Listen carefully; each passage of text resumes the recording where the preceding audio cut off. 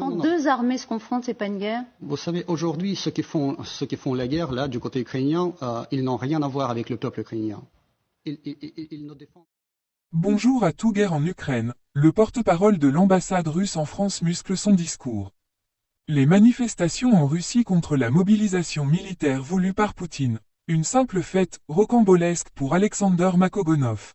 Une position délicate. Depuis la prise de parole ferme de Vladimir Poutine devant la nation russe, annonçant la mobilisation militaire partielle de la population, en France c'est à Alexander Makogonov, porte-parole de l'ambassade de Russie en France, d'assurer le service après-vente du Kremlin.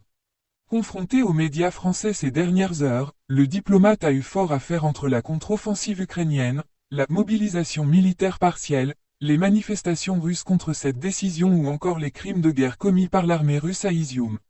Ce jeudi 22 septembre, le porte-parole de l'ambassade de Russie a prouvé qu'il restait intraitable sur le conflit russo-ukrainien, en campant sur ses positions et celles de Vladimir Poutine, n'hésitant pas à remettre en cause l'existence même d'une guerre entre la Russie et l'Ukraine, malgré l'invasion des troupes russes sur le sol ukrainien le 24 février. Ceux qui font la guerre côté ukrainien n'ont rien à voir avec le peuple ukrainien, ils ne défendent que les intérêts du régime de Kiev. Encore une fois, ce n'est pas une guerre, c'est autre chose, a répondu le porte-parole, face aux questions d'Elisabeth Martichoux sur LCI.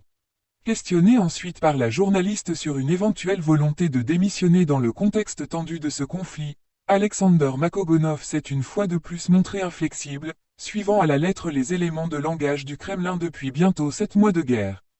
Ce qui me rend très fort, malgré toute cette pression médiatique, politique et diplomatique, c'est que la vérité est de notre côté. Quand tu as la vérité à côté de toi, ça te rend beaucoup plus fort, parce que tu sais pourquoi tu te bats, a-t-il rétorqué. Un discours musclé et en phase avec celui du chef d'État russe que l'on retrouve également dans une autre séquence forte sur LCI, lorsqu'il se retrouve confronté aux images des exactions russes en Ukraine, à Izium. Je ne sais pas comment vous pouvez croire à la lettre à tout ce que vous montre le régime ukrainien. Il s'agit encore une fois d'une falsification à 2 balles, mensongère et propagandiste. La falsification, à la Butcha, avec le même scénario, le même montage qui est ridicule et tellement ignoble, commente-t-il froidement. Quelques petits reculs ne veulent rien dire, même constat sur France Info. Interrogé au sujet de la ruée sur les billets d'avion après l'annonce de la mobilisation partielle de la population russe, Alexander Makogonov déclare « J'ai entendu parler de ça. Peut-être que ces gens sont guidés par des émotions, on n'en sait rien. Il s'agit peut-être des gens qui n'ont pas bien écouté le message du président et l'interview du ministre de la Défense.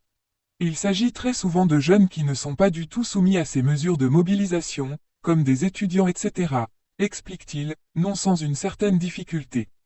Je ne sais pas pourquoi ces gens réagissent comme ça avec tant d'émotion, ajoute même Alexander Makogonov, avant de se voir piégé par le journaliste Marc Fauvel, si on vous appelle demain pour aller combattre en Ukraine vous iriez. Avec un sourire gêné, le porte-parole tente une réponse, vous savez, j'ai déjà mon petit combat ici. Je suis déjà sur la ligne de front informationnel. Quant à l'envoi de ces quelques 300 000 hommes supplémentaires, il note un certain recul des troupes russes mais relativise aussitôt ce recul tactique, ça ne veut pas dire que la guerre est perdue.